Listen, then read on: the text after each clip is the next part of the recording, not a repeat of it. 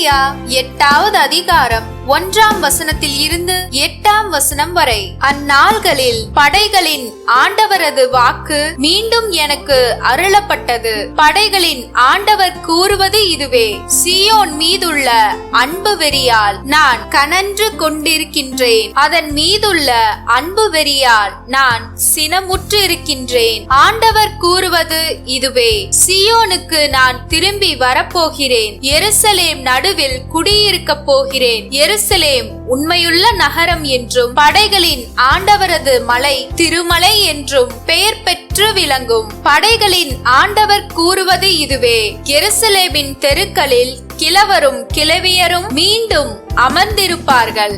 வயது முதிர்ந்தவர்களானதால் ஒவ்வொருவரும் தம் கையில் கோல் வைத்திருப்பார்கள். நகரின் தெருக்களில் சிறுவரும் சிறுமியரும் நிறைந்திருப்பார்கள். அவர்கள் அதன் தெருக்களில் விளையாடி கொண்டிருப்பார்கள். படைகளின் ஆண்டவர் கூறுவது இதுவே: இம்மக்களில் எஞ்சியிருப்போரின் கண்களுக்கு இவையெல்லாம் அந்நாள்களில் விந்தையாய் தோன்றினாலும் என் கண்களுக்கு விந்தையாய் தோன்றுமோ என்கிறார் படைகளின் ஆண்டவர். படைகளின் ஆண்டவர் கூறுவது இதுவே: இதோ கீழ்த்திசை நாட்டினின்றும் மேற்றிசை நாட்டினின்றும் என் மக்களை விடுவிப்பேன்.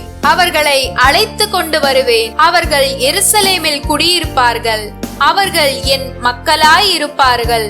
உண்மையிலும் நீதியிலும் நான் அவர்களுக்கு கடவுளாயிருப்பேன் என்றார். லூக்கா 9வது அதிகாரம் 46ஆம் வசனத்தில் இருந்து 50ஆம் வசனம் வரை. அக்காலத்தில் தங்களுக்குள் பெரியவர் யார் என்ற விவாதம் அவர்களிடையே எழுந்தது. இயேசு அவர்களின் எண்ணங்களை அறிந்து ஒரு சிறு பிள்ளையை எடுத்து தம் அருகில் நிறுத்தி அவர்களிடம், இச்சிறு பிள்ளையை என் பெயரால் ஏற்றுக்கொள்பவர் எவரும் என்னையே ஏற்றுக்கொள்கிறார். என்னை ஏற்றுக்கொள்பவர் என்னை அனுப்பினவரையே ஏற்றுக்கொள்கிறார். உங்கள் எல்லாரிலும் சிறியவரே பெரியவர் ஆவார் என்றார். யோவான் இயேசுவை பார்த்து, ஆண்டவரே, ஒருவர் உமது பெயரால் பேய் ஓட்டுவதை கண்டு நாங்கள் அவரை தடுக்க பார்த்தோம், ஏனெனில் அவர் நம்மை சாராதவர் என்றார். இயேசு அவரை நோக்கி, தடுக்க வேண்டாம், ஏனெனில் நமக்கு எதிராக இராதவர் நம் சார்பாக இருக்கிறார் என்றார்.